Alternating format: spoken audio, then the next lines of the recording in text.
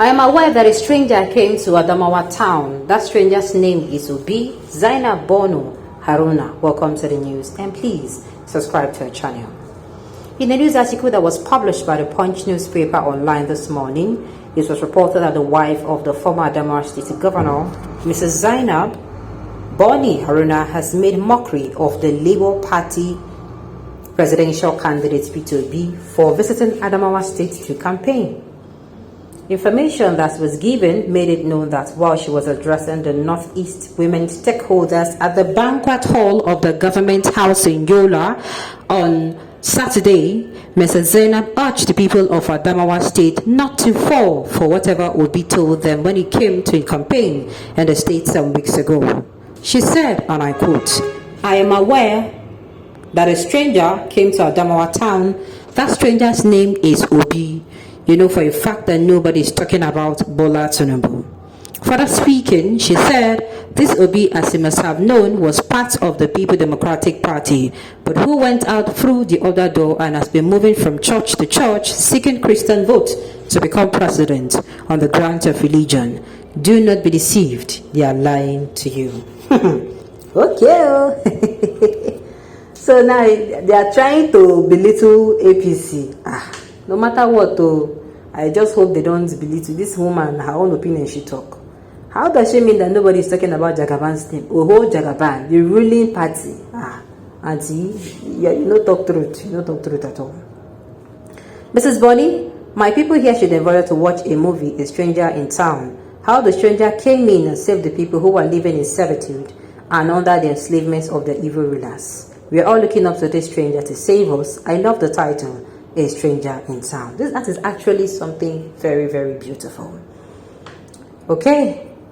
You see, Obi perceived as a stranger in Adamawa by Mrs. Zainab Boni Haruna, but Atiku went to all Eastern State to campaign. You see, this is an angle to look at it. Why would she call Obi a stranger? Meanwhile, she actually, her own presidential candidate actually went to all states. Now this division, now that they talk about. All this now they like. As I've said it before, as a governor, I don't think you should be attacking anybody who comes to campaign. I think we should be practicing the religion. I mean, we should have a culture of peace. We should have political peace in politics. It should not be bitter politics where, you know, I would buy to you, I don't want to make you know. No. That's the country we are in. Some of our brothers and sisters are campaigning for Atiku in the East and nobody is telling them to stop.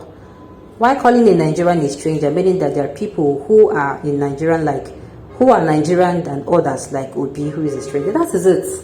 They are trying to communicate. This thing now means that people who are more Nigerian than some Nigerians. And it doesn't make sense. This is the lack of equity people have been crying about.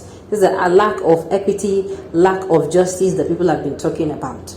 You cannot be in a country and there are privileges of being in that country. There are things some individuals in that country can do that some other individuals cannot do.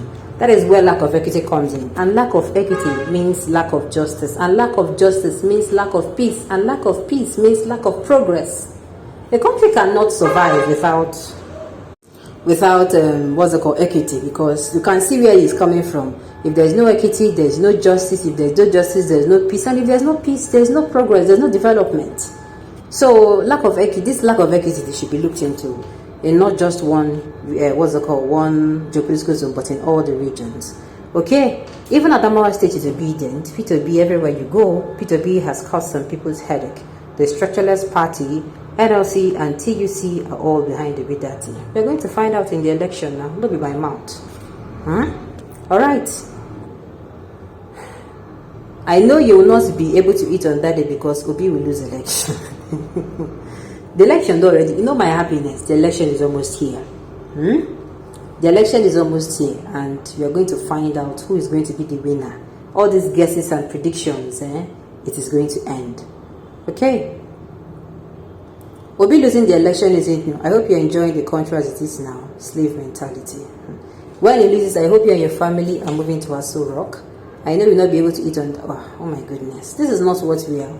Look, let me repeat it now. Do you know that we are actually working for Nigeria's good? I just wanted to draw our attention to the fact that we are working for Nigeria's good. Now Nigeria good now they work for. Some people have forgotten. Tribalism have eaten so deep into people that they have forgotten that it is that this country should be better. That is why they are doing this election. I hope you're not thinking this election is for any politician. I hope you're not thinking this election is to enrich your pockets.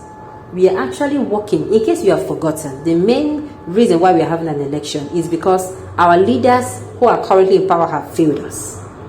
Now, we need leaders who will come in and correct and do what these people now that failed to do. They're going to do it. But alas, some people are using this period to fight each other, and it is not going to help us work. I've told you people, do you know that our politicians now, the ones you claim they're APC, PDP, NPP, do you know they will sit together after the elections, no matter who wins? Do you know they will actually sit together and drink champagne and wine and dine on top of Namata? Are you aware? So it is better we keep all this our, tribalism aside, ethnicism aside, religious bigotry aside, and pick a candidate who is actually going to come in and genuinely make the country work for all of us. Right now, the country is working, but it is working for a selected few. We are all Nigerians, and we are all supposed to be enjoying the benefits, every enjoyment, the juice that come from it.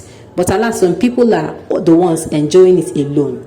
We want that enjoyment to go round. We want to be in a country where the pepper seller is comfortable, the farmer is comfortable, the person who owns the company is comfortable. Everybody, the things are working at no matter the point you are, no matter the level you are, you're experiencing growth, you're experiencing development, and not somebody else is growing while some people are shrinking. Okay.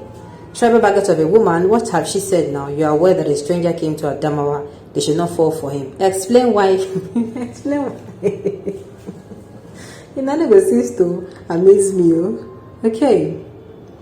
And the thing is, I've failed to say this. Why is she referring to Obi as a stranger? Now, this kind of thing, they cause wahala. Why not tell Obi, you are saying a certain stranger came and the stranger's name is Obi? To me, it doesn't make sense.